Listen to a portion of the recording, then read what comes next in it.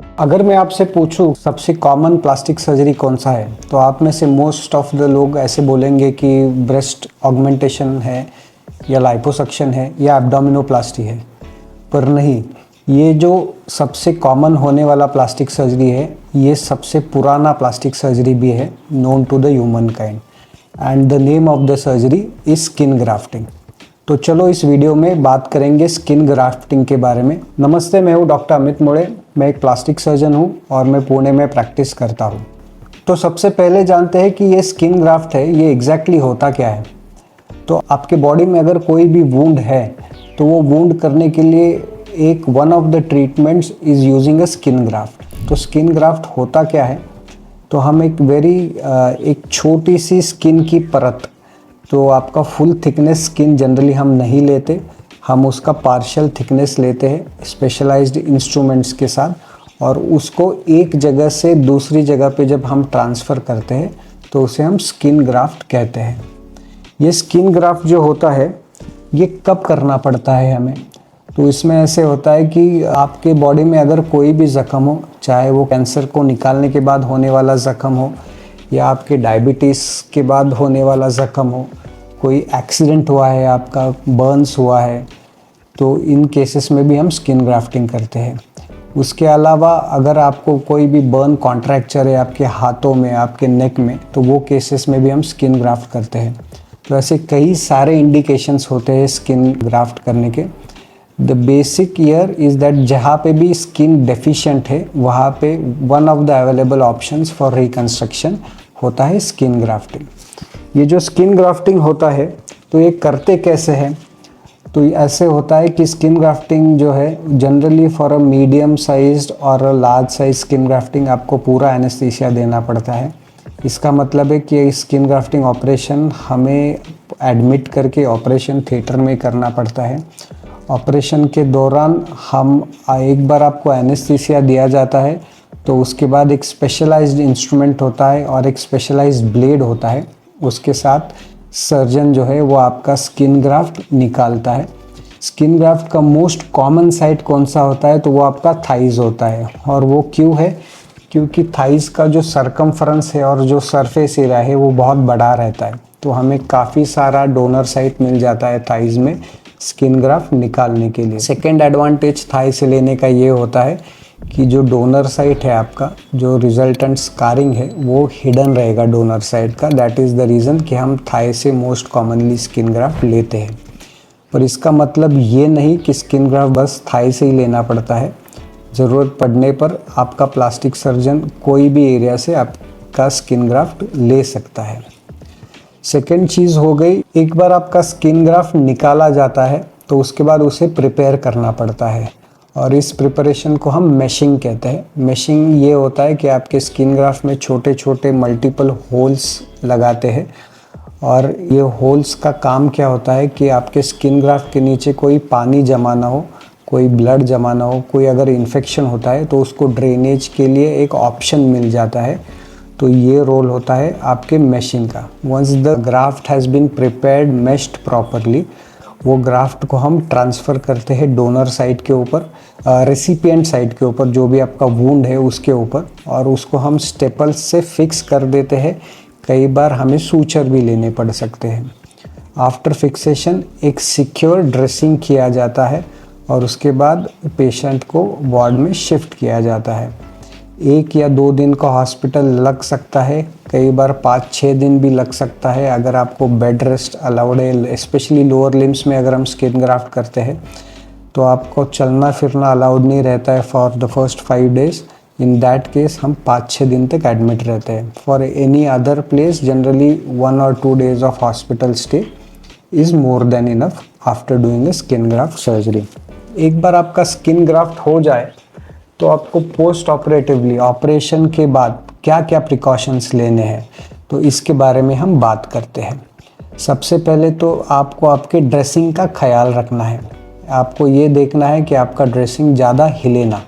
देखो, skin graft में ये होता है कि आपका स्किन ग्राफ्ट का जो टेक है, उसका जो सक्सेस है, वो डिपेंडेंट होता है आपका स्किन ग्राफ्ट आपके वुंड के ऊपर चिपकने के ऊपर। अगर आपका ड्रेसिंग ज़्यादा हिलता है, अगर आप ज़्यादा चलते हो, तो उससे क्या होगा, वो जो स्किन ग्राफ्ट है वो वहाँ पे चिपकेगा नहीं, वहाँ पे जो बॉन्ड डेवलप होने वाला है वो होगा नहीं। And this is very important in the first 5 to 7 days. तो अगर आपका स्किन ग्राफ्ट का सर्जरी हुआ है, for the first 5 to 7 days आपको एक्स्ट्रा केयर लेना है आपके ड्रेसिंग के ऊपर और आपके मूवमेंट्स के ऊपर। आपको ये भी केयर लेना है कि आपका जो ड्रेसिंग है या आपके डॉक्टर है वही करे, या तो उनके द्वारा सजेस्टेड कोई उनके असिस्टेंट या नर्सिंग स्टाफ है वही आपका सर्जरी का ड्रेसिंग करेंगे, ताकि जब वो ड्रेसिंग होगा वो स्किन ग्राफ्ट को कोई डैमेज ना हो। उसके बाद आता है आपको, आप अगर स्मोकिंग कर रहे हो, टोबैको यूज़ कर रहे हो, तो ये चीज़ों से आपका वुंड हीलिंग जो है वो हैम्पर हो सकता है। तो आपको स्मोकिंग और टोबैको सिसेशन करना बहुत ज़रूरी है अगर आपका स्किन ग्राफ्टिंग का ऑपरेशन हुआ है या होने वाला है। थर्ड इम्पॉर्टेंट चीज़ कोई भी वुंड हीलिंग में आती है आपका डाइट। तो आपको डाइट कैसा लेना है, high calorie high protein diet आपको लेना है। जब तक आपका वुंड हील ना हो तब तक आपको ये चीज़ें मेंटेन करनी है। And fourth and the most important thing is a regular follow up. आप रेगुलर फॉलोअप में आपके डॉक्टर चेक करेंगे आपके ग्राफ्ट का कंडीशन कैसा है, हाउ इज़ इट हीलिंग, आपके स्टेपल्स कब निकालने हैं, और उस हिसाब से आपका जो स्किन ग्राफ्ट का हीलिंग अगर ठीक नहीं है, कहीं पे कोई कलेक्शन है, तो वो अर्ली इंटरवेंशन करके आपके डॉक्टर उनको करेक्ट कर सकते हैं। इसलिए regular follow up, meticulous follow up is very important after doing a skin graft surgery. Now comes the most important thing कि स्किन ग्राफ्ट के बाद आपका जो स्कारिंग है वो कैसे होता है। तो देखो, आपको ये जानना है कि आपका कोई भी अगर बॉडी में वुंड होता है तो generally it is a full thickness skin loss and plus some amount of fat loss below the skin, ठीक है। और कई बार उसके साथ मसल लॉस वगैरह भी हो सकता है, मसल और फेशिया का लॉस भी हो सकता है। अभी हम जो ये स्किन ग्राफ्ट डाल रहे हैं वो एक पतली सी स्किन की लेयर है। सो बेसिकली वहाँ पे थिकनेस का मिसमैच है। जो हम आपका जो वुंड का डेप्थ है वो शायद इतना हो और आपका जो स्किन ग्राफ्ट हम कर रहे हैं वो एकदम पतला रहता है। सो कोई भी स्किन ग्राफ्ट करने के बाद एक कंटूर का मिसमैच आ जाता है। जैसे आप समझो कि कंटूर का मिसमैच यानी आपका नॉर्मल स्किन अगर ऐसे है तो यहाँ पे एक नीचे से थोड़ा सा एक गड्ढा जैसे बन सकता है स्किन ग्राफ्टिंग के बाद, which is very normal after undergoing A skin graft surgery. Second होता है टेक्सचर। नाउ बिकॉज ये अंडरलाइंग फैट और ये कंप्लीट स्किन नहीं है, अंडरलाइंग फैट लॉस भी है, तो थोड़ा बहुत टेक्सचर मिसमैच भी हो सकता है स्किन ग्राफ्ट सर्जरी करने के बाद। And third is skin graft के ऊपर आपका नॉर्मल जो सिबेशियस सिक्रीशंस होते हैं, स्वेट सिक्रीशंस होते हैं, जो ऑयल और स्वेट होता है वो नहीं होता, तो उसके कारण वो थोड़ा सा ड्राई दिखने की भी संभावना होती है। And fourth important thing is skin graft के ऊपर आपका हेयर ग्रोथ नहीं होगा। तो ये चार चीज़ों के कारण आपका जो स्किन ग्राफ्ट है उसका कंटूर, टेक्सचर, ये सब मिसमैच आपके नॉर्मल स्किन से होने वाला है। उसके लिए कुछ चीज़ें हम कर सकते हैं जिसके बारे में वो मैं वापस बात करूँगा। सेकेंड आता है स्कारिंग आफ्टर स्किन ग्राफ्टिंग। तो स्कारिंग जो है स्किन ग्राफ्टिंग के बाद वो दो तरीके की स्कारिंग होगी। एक तो आपके सीम में स्कारिंग होगी। सीम का मतलब हो गया कि जहाँ पे भी वो सिलाई की गई है, जहाँ पे भी आपका स्किन ग्राफ्ट आपके वुंड के ऊपर अटैच किया गया है, तो वहाँ पे एक स्कारिंग का लाइन आपको दिखेगा। और जहाँ अगर आपका वुंड बड़ा है, मल्टीपल स्किन ग्राफ्ट यूज़ किए हैं, तो स्किन ग्राफ्ट जहाँ पे आपको हमने सूचर किया है वहाँ पे भी वो स्कारिंग, सीम की जो स्कारिंग है वो आपको दिखाई देगी। ये स्कारिंग मैं जनरली इसको ऐसे बोलता हूँ कि आपको अगर कोई पैंट फटता है और उसके ऊपर रफू करते हैं तो उसमें टेक्सचर मैच नॉर्मल आपके जो कपड़े के साथ हो जाता है, बट जो सीम में जो दिखता है वैसे ही यहाँ पे भी आपको दिखेगा, ये सीम के स्कारिंग के कारण। Second type of scarring skin grafting के बाद आती है, वो आती है मैशिंग के स्कारिंग के कारण। तो ये मैश ये होता है। तो मैशिंग में बेसिक जो हमने पहले बात किया था कि स्किन ग्राफ्ट के ऊपर हम छोटे छोटे छेद करते हैं और उसका स्कारिंग डेफिनेटली दिखता है और वो ख़राब दिखता है। तो उसके लिए अगर आप एक एक्सपीरियंस्ड प्लास्टिक सर्जन के पास जाते हो तो वो जनरली जो मैशिंग के होल्स है वो एक ब्लेड के करने की जगह हम करते हैं उसको छोटी छोटी नीडल से पंक्चर्स करते हैं ताकि जो रिजल्टेंट स्कार है वो कम दिखते हैं। तो ये मैशिंग का स्कारिंग हम ऑलमोस्ट कम्प्लीटली अवॉइड कर सकते हैं in most of the cases. बहुत ही ख़राब वुंड है, बहुत बड़ा वुंड है, वो केसेस में हमें मैशिंग करना पड़ता है एंड इन दैट केसेस वो मैशिंग का स्कारिंग आपको आने वाला है। एक बोनस टिप मैं यहाँ पे आपको स्कारिंग के बारे में ये देना चाहूँगा कि जब भी हम स्किन ग्राफ्ट करते हैं और उसका स्कारिंग ख़राब होता है तो उसके लिए एक चीज़ होती है इम्पॉर्टेंट कि वो जो ग्राफ्ट का थिकनेस कितना है।